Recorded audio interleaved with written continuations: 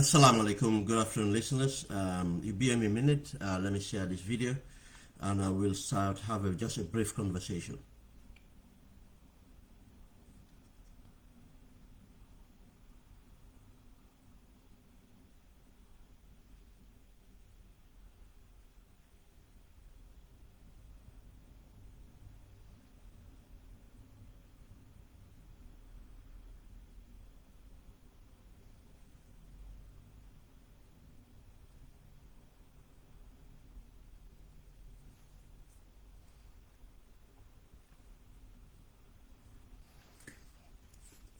Okay, thank you very much. This is going to be a brief conversation that's compared to my normal time. And let me say again, sorry, today is Thursday, the 18th of August 2022. The time is just gone 7 minutes past 4 in the afternoon in Birmingham, England. I am coming out today. Normally, I've been very busy. That's why I've not been coming online. I've been posting on the Open Gambia page articles. But this topic got to me so much that I cannot be able to express myself just by writing an article. I think that's why I said let me jump on for brief. This is one of the programs that will issues that will let me can take me out now to come on live on Facebook to have this discussion.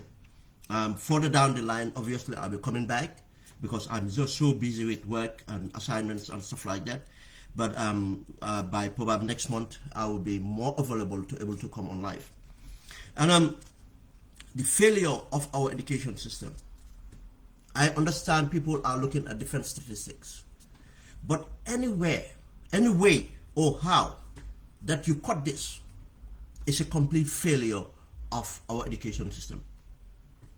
And the complete failure, the implication of our complete failure of our education system, that's what we should be thinking about. And this is not a surprise. Because from the First Republic, what do we realize? That our education system has been failed. Because God knows what system do we have, or do we even have a system? We are just going by, and I'll touch on that. But again, we should not be running to blame the students. No.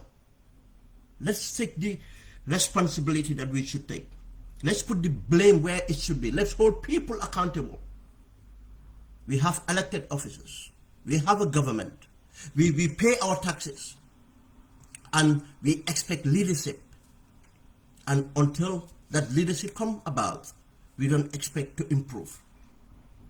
And let me tell you brief, why am I motivated to come out today? As I said, this subject is dear to me. It's not only about the fact that without education we cannot progress. That's not the only fact. But there's a personal concern for me. There's a personal circumstances that made me want to come out to have this dialogue. Because I understand the importance of an education system that works. And I understand personally my experience, my own experience. I struggled throughout my school years due to my disability. And I know when I say my disability, most people that just know me or heard me or seen me on video would not believe. But due to the interventions of good teachers, even in the First Republic, many students were not catered for, especially people with disabilities. And that due to that neglect to not cater for my education and other people like me, what was my problem? I was silenced. But I was not stupid. I was just not, the system just did not cater for the people, my needs to be educated. And like thousands of students like me that could not have hit their potential. I was lucky. I had teachers who had intervened to inspire me to continue to find an alternative way of educating myself. And down the line, I became the person I am today. To have the confidence, not only the confidence to come out to speak, but even to have the ability to speak. Because what was holding me back was more than the lack of words. It's not about lack of words. I was having a conversation in my head all the time. But I was most of the time angry. I was most of the time reacting. And for that, I have the empathy for the thousands of youths, children, been failed because of their disability in school. But thousands of children been failed because they have no resources or the system is not fit for purpose. These are thousands of students. My empathy too, because of today I am fortunate to live in a country where the systems work, where my children have the opportunity, if they put themselves to it, to be whoever they want to be. If they want to become scientists, if they have the potential, they have the system to help them to be. If they want to be business people, if they want to be accountants, if they want to be doctors, whatever they want to be, there's a system that will help them to be. It's that empathy I have to think of my compatriots, my family members, or that my country people's children who cannot have access, who are not living in a system that they can aspire, their children can aspire to be what my children can aspire to be. Now it's up to me and my children to make sure they achieve what they meant to achieve. But it's not due to the system. They have catered for a lot. It's not excellent, but for a lot. And the sad part is, it's not that we cannot do the same. We can. It's just we are not motivated. We don't care to do the right thing. Because it's not affecting our children directly, but it's going to affect them. You see, that's the ignorance we have. Because we have so much so-called educated people in the position of leadership who are actually really ignorant.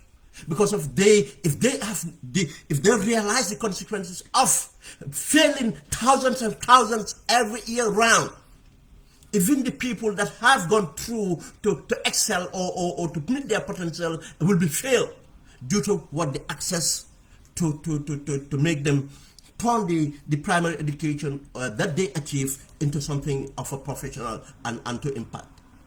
We keep on saying that people, I have this much A grades, but I cannot get to the university. This much, I went to the university and probably just go to the university to get a degree, but not everywhere your potentials are. Because just to have a degree and you get that degree, you have nothing to do with it. And we keep on multiplying degrees, which are most of them. I'm not saying degrees are not right, but in most cases are not applicable. I cannot make the people productive in the markets that we have in the country because we don't have an economic policy.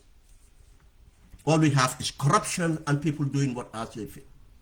And we expect to have peace and tranquility in the country. We expect to have progress in that country.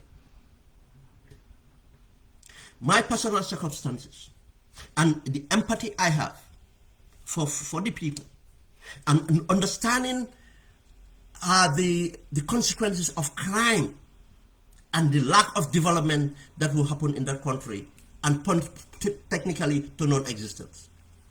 The strength of smaller countries, strength of every country is education, but especially smaller countries.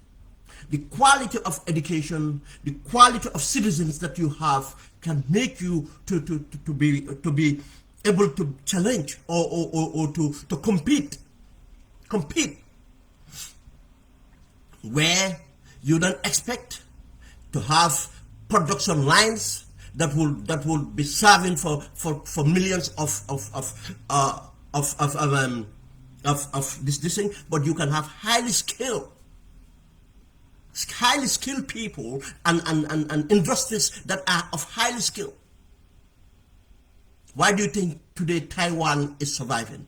Because of the highly skilled people they have, the semiconductors, the chips they can develop that China cannot. America is struggling to, the European Union is struggling to, and the entire industries are dependent on Taiwan to produce this thing.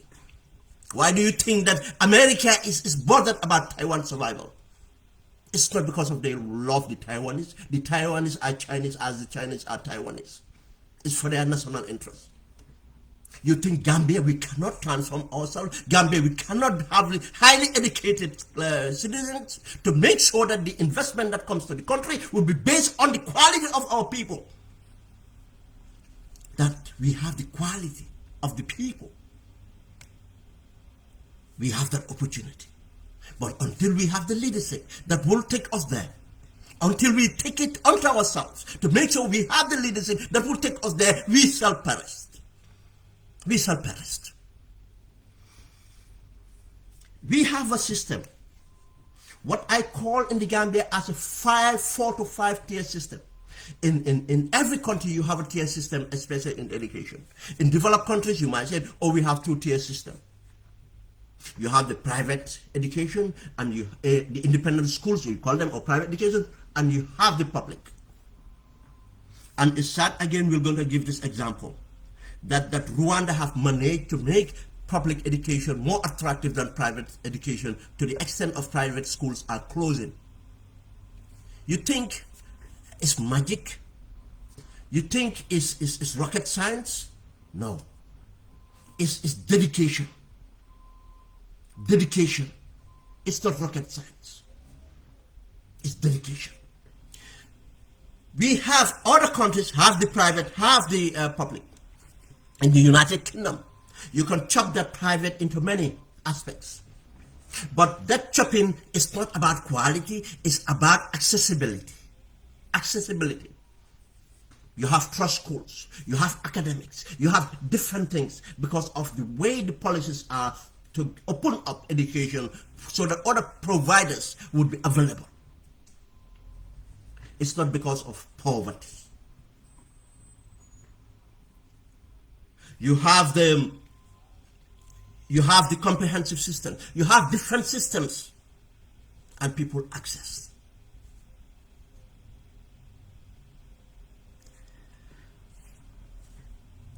Let's come to the Gambia, because I want to keep this brief. What we have in the Gambia, which we didn't have in the First Republic, and I tell you, most people will lie to you. Will lie to you. Yes, sir, some aspect has started to happen just at the early part of 1990, or later part of 81, later part of 82, early 1990. Most of students in the Gambia, regardless of where you come from, children from State House, Sadauda's children were going to public schools. So going to the public school in Banjul, they were going to the public schools in as high schools, Gambia high schools and St. Joseph's and others, just as the ordinary, and technically every other person. Marina was mostly for the expatriates. Yes, latter part, obviously we have Gambians and some government officers that and some of the younger children or siblings, children of Sadauda that went to Marine. We had the 2-tier system then. We have the private and we have the public. I'm not saying it was excellent, but it was far better what we have today, and we should aspire for better. We should not blame. We should look into the in our past in order to improve, not to blame, to say, or to settle for less. Yeah, it was like that before. No, it was like that. We don't like that. We value ourselves more than that. We want it to be like this. We have to compete. We have to have the daring to say that we can be like other developed countries. It's possible. It's possible. If we have this mindset of, oh yeah, but it was like this, no. That's why we have government. That's why we have change government. We change government is to improve the governance of a country, so that we can sustainably develop, not or to allow things to happen. We have what happened at the Yahya Jammeh time. Again, I'll bring it to people that said development don't understand development. We have tier systems. Just as Yahya Jammeh's children were not, this is latter part, even their primary education was not in the country. Not even their primary education was done in the country, just as Barrow have done. We have seen his children who were going to high school. Some of them were taken to America, or one of them was taken to America. Just as he went into State House. Now it's affordability. It's affordability. It's not about choice. It's about affordability. Not only Barrow, but we have range of people, and especially the public sector, the people working for government, and some of these corrupt people in the private sector milking and conniving with the public officers to rob the country. We see them to afford to take even their children out of the country for primary education, because of even the best schools in the country is not enough for them anymore, because they know that even those schools are distorted. They take their children out. If it's come to college or universities, they do the same thing. And most cases, even they don't aspire the children to come back, because they know that they have broke the country and nothing to come back for. Let them try to excel in those countries, to get jobs in those countries, to be somebody else. And that the average Gambian cannot be. That's where my empathy is. Not to be selfish, to think of my children, if they do well, they have an environment to excel. And which is not too much of a burden on me, because of I can rely on the system. We have the abroad one. Now it's just a standardized now thing, is an abroad. Two, we have the higher private education, higher, where you have to pay. And I tell you, for me being in the diaspora here, almost a decade ago, paying 18,000 for term, that's just tuition time, 18,000, 20,000, not including all the extras. What's the struggle? Thinking about why. And still I know that it's a distorted education. They are not even getting what they should. These are the Mariners, these are the Cibecs. Top of the league, apple tree or whatever you call them, top of the tree. We have that, the higher echelon of whatsoever education. We have the middle, I call it the middle private schools, or independent schools you call them. That would be other people to afford. People that cannot afford the Mariners, cannot afford the Cibecs, and they can afford this because of not only about the quality of education or whatever it is, no, because it's better than if they take them to the public. It's like everybody's running away from the public. If you can run away from the public, if you can afford to go run from the public. And this, in fact, again, is incentivizing people to loot, to steal, to afford to put their children in those kind of schools. We have something called the missionaries, which are far better, in fact. The missionaries being the Ahmadiyya movement, be the Catholic the diocese, be the Anglican diocese, being the different Christian dioceses. Yes, I am only naming the Ahmadiyya because that's the only part this thing I know from the Muslim diocese.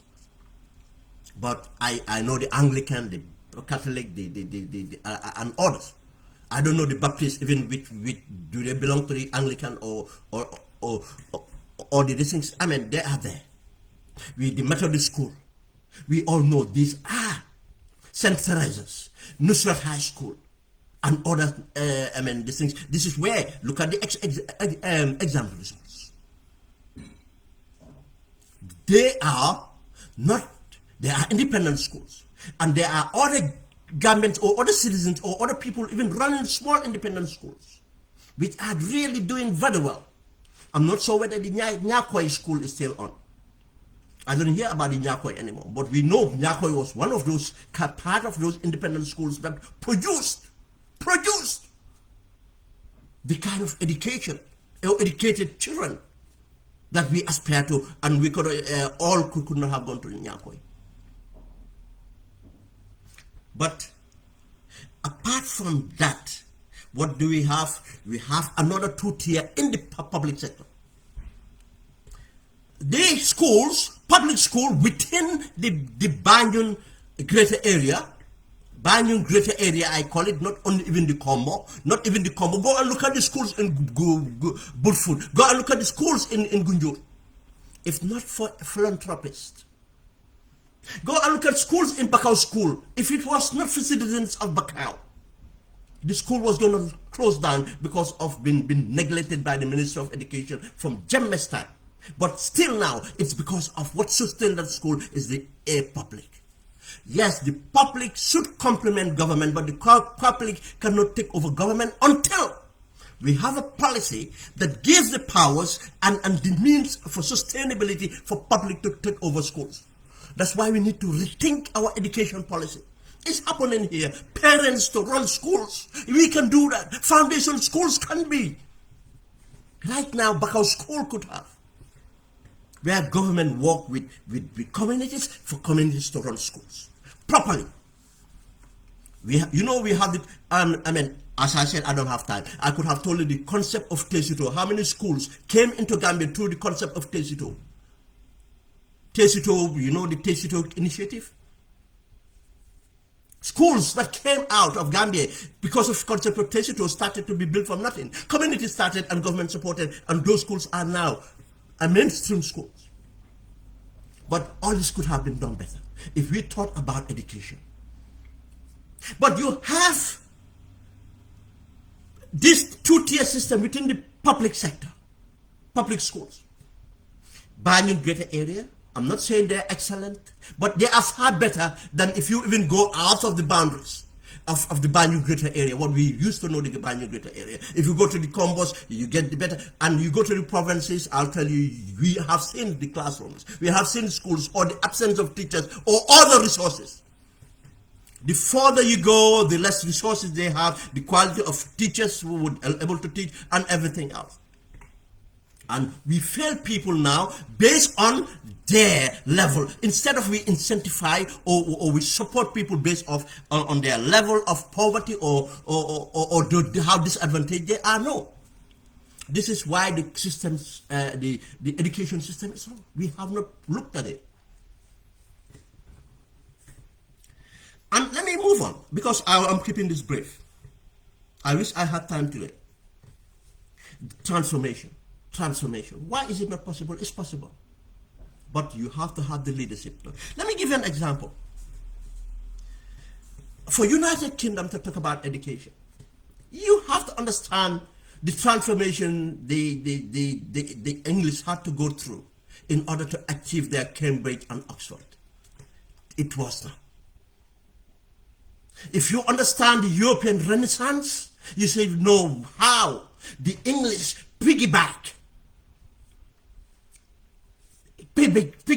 on the Renaissance, where they borrowed, and how they developed, and how they continue to challenge themselves to monitor. You have to continue to monitor the results and look at the results and to address and to take resources and direct resources where it's most needed. When the politicians in the United Kingdom come out with their manifestos, they compete. I'll give you there are many educational reform programs. Many. With about some of them to target people with disability to make sure they get what is required, special needs schools, to target different policies. That's where they combat them. Now they target for kind of, what kind of student they want to produce. They target the people from challenged backgrounds in order to have access to higher education. Different kind of, you have businesses coming out to have to run academics to support people like Mohammed Dia and others. They'll tell you, I'm doing this, I'm doing that. Let them build schools and run schools. That's meaningful. Let Mohammed Dia and all those so-called tycoons in the Gambia build schools, run schools on the backbone of their businesses. Yes, these are policies that government can think of. We have here companies that run academics, just like colleges, based on their ethos. I have a business ethos, I have a technology ethos, I have a science ethos. Whatever it is, they will do. Pharmaceutical companies now are running colleges in order to produce the workforce they want. These are what have to be. We have to have a leadership that will bring out policies, to enable this to happen. We can have the community to have foundation schools. We can have the business communities to have to run academics. We can do different things for education to be delivered, to have a proper educational system and transformation. Let me come back again. I talked about United Kingdom just briefly. Let me point to something. Go and look at the transformation of Turkey. When Turkey lost the First World War, when Kemal Atatürk took over, go and look at why Turkey took on secularism, why Turkey decided and how Turkey took education to be the backbone. They took women emancipation, women emancipation, women emancipation. That women emancipation, education, a cultural revolution, that they had to look at their laws, they had to borrow laws from different jurisdictions in order to bring something that fits for purpose for this thing. But let's come to education. Just to tell you how without education there cannot be transformation. What did they focus on? Vocational training. Istanbul University was turned to a polytechnic instead of chucking out all these ideologies from the Ottoman Empire. Most of his art students know they went to polytechnic. Today Turkey, that's why Turkey is strong. It's not that the wealth they have, but the quality of citizens they have, because of the policies they have, because of what they build their foundations on education and the cultural revolutions and others. But let's concentrate on education. Look at Turkey and you look at the Middle East. I know they are boundaries of Europe and these things, but I want you to compare them to the part of the Islamic civilization. And look at their progression after the First World War. When they lost their boundaries in Europe and everywhere else, they came back to what we know today as Turkey, the Republic. What do they don't do for themselves? Today they are competing China in production because they have the citizens. Today they are supplying the European Union with armaments. The drone technology, they have needs that some countries in Europe are dependent on Turkey to supply them, to be able to defend themselves.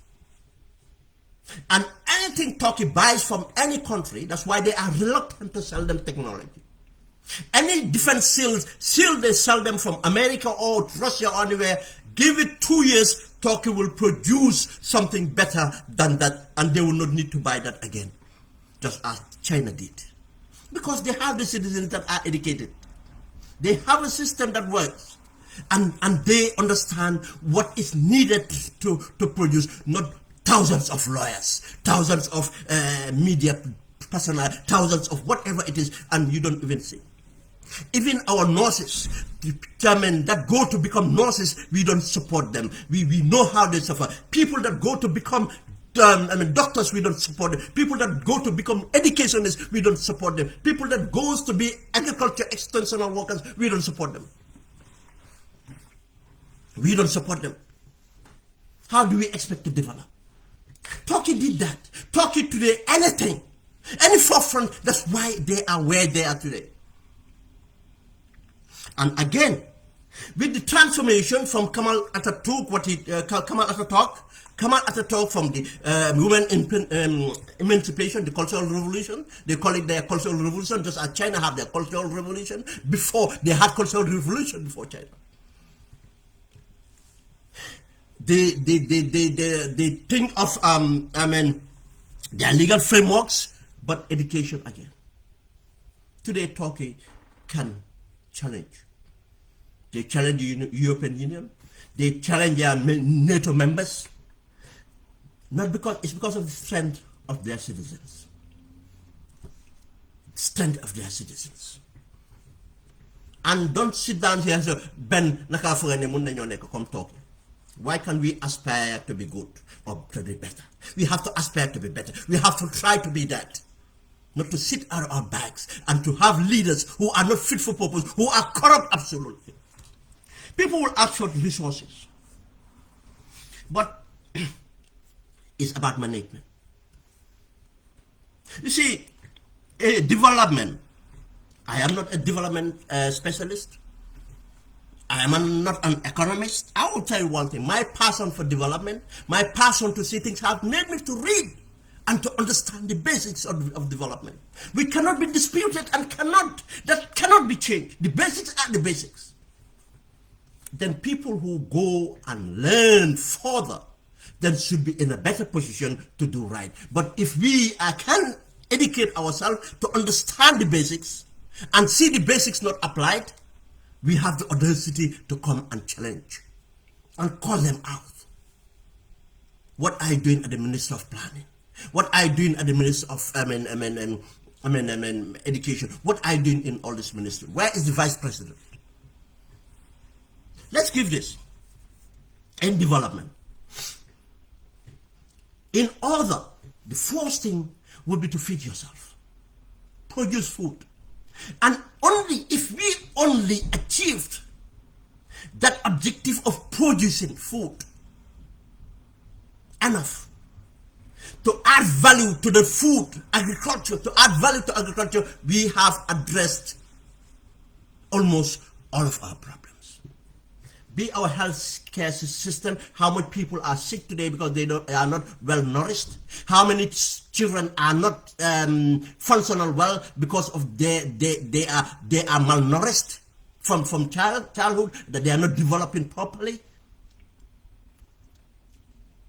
How many of us are poisoned because of the food we import? Do we know how much jobs we create? Not only farmers, but the value chain, the engineers that we need to build plants or to manage plants and everything else. And what do we need? It's an infrastructure we need. To do that, we need a framework, we need a system to work. But we take someone from Sabali who have no idea to be our agriculture minister because of he had campaigned for me. And we settle with that. Only agriculture. But how can we transform? When we do things, when this vice president was the Minister of Higher Education, decided to satisfy Barrow appetite to, Yaya Jammeh have done this, I've done that. Yaya Jammeh have a university, I make sure Barrow have a university. University of Science and Technology. I am not saying that we should not have a University of Science and Technology, but let's make first things first. Let's have a foundation. Let's make sure the university we have already is fit for purpose. It's lack and starved of resources. Why are we going and duplicate another problem? When we have thousands of children. Now, if we cannot have exits from our colleges and schools to go to the university for science, how are we going to put them there? The even developed world are struggling to produce the science students. And we think that we cannot invest in science and anything just to have a university and expect that the university to work. We need to build the students that will go to that university. That's why we need this university first, to make sure it works. It has the resources that it needs, and it functions well. It has the faculties that we need and functions well. And the GTTI, we need the GTTI. We cannot depend in so-called vocational centers everywhere, so-called. They hardly have equipments, they only have the materials, they hardly have the teachers, they are not functional. It's a matter of children going there until 4 years, they give them graduations. What can they do for themselves? They cannot be, they still did not have the required skills. They cannot run their own businesses or anything. That's why we need the GTTI to and make sure GTTI works well. And not only that GTTI, every region in the Gambia could have a functional, well-equipped, vocational training center that will bring out the kind of engineers, kind of mechanics, kind of construction workers that we need in order to start up that economy. But no, we have to have a science and discipline because Barrow wants that. This is our problem. Finally, let's talk about where we're going to get the resources. Yes, because we are lazy. Or we have lazy leadership. I'm not talking about the people themselves. It's the leadership that's lazy, causing the people to be lazy. They are not inspiring. They cannot take people where they want to take them. We have to blame leadership for that. Because of what? The old development we know, and go and look at our budgeting. From 1910, since we had our independence, it's the same budget lines. We borrow, we beg, and we take that to steal it. In fact, we don't invest it. The corruption, if we don't fight the corruption in the country, nothing would be done. Look at, they said, they prioritize roads and bridges. Where are they? Where are they? Where's the Banyu project? Where is the OIC roads? Everything is brought back because of corruption. What we say is this: if we have competent government, if we have a government that's serious to combat corruption, to make sure that we control corruption, we cannot eradicate it, but we control corruption. And invest in productive sectors.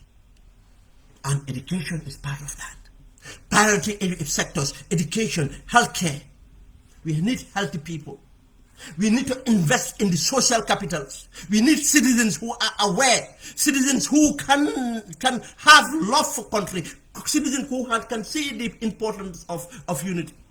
Citizens who will be jealous to protect their country, their society.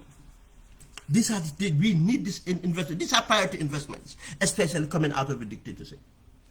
But we have to invest in the productive sectors properly. But we can say, we invest. But look at the fertilizer issue, corruption. Even if we invest, where it goes. But we have to have a direction again. What's our economy that we don't have it? Until we have these things, we will perish. Sorry, guys, it was going to be a short one. And it's just because of the how the concerned I am with this thing program. I mean this failure of education system. That's why I came up on today. I am very busy with assignments and other things to deal with. But definitely, probably end of this month, by the mid of next month, things will get better. I'll be coming regularly. I am posting on Open Gambia, and anything I do now will be going on Open Gambia, and my Facebook page will be private. Please go and subscribe to Open Gambia if you want to follow my programs and other people's contribution, because we are trying to get other people to contribute their materials, their content on that page. Thank you very much, guys, and have a good evening. Jerry Jeff.